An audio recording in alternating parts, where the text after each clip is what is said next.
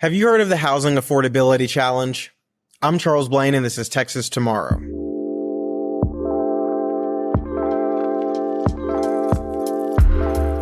Texas Comptroller Hegar just came out with a report called the Housing Affordability Challenge.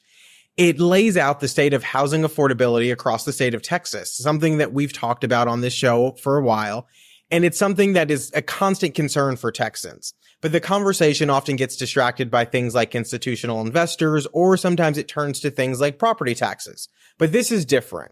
Some of the key findings in this report are that the ability for someone who makes a median family income to buy a median priced home is the lowest in the country since 1985.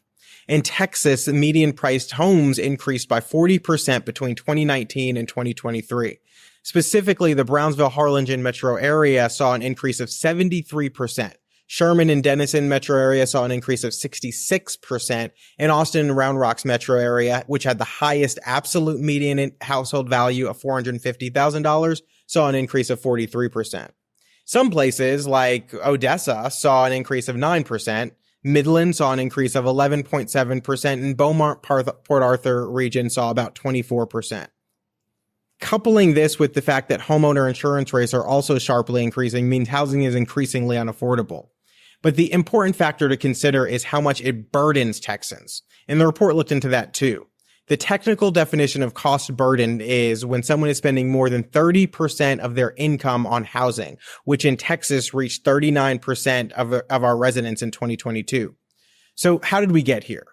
In 2023, Texas was short 306,000 homes, shorter than what we needed according to this report, only second to California in the underproduction of homes.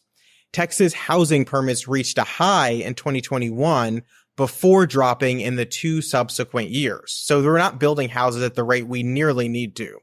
The comptroller listed some ways to address this, and they are things that we've talked about before, which are addressing local zoning that limits occupancy, size of buildings, and use of buildings, minimum lot size reductions, which set a minimum size for a lot to qualify to be built and lived on. Reducing these sizes allows for more attainable homes.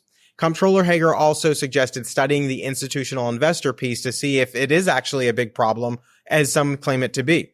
The thing is, these issues can be addressed on the state or the local level, but often our local officials choose not to address them because of competing interests, small but vocal constituencies, or a variety of other reasons. So increasingly, people are looking to the state to step in and restrict what cities are allowed to limit people to do on their own property. And for those concerned about what that can mean in their neighborhood, they have to understand that they still have tools at their disposal, like deed restrictions and homeowner associations rules and other local community-driven regulations that don't blanket whole cities or even whole neighborhoods. These address smaller communities and respond directly to the desire of those homeowners in that area. And these are great solutions for preserving your neighborhood while allowing growth and development to still help it happen elsewhere.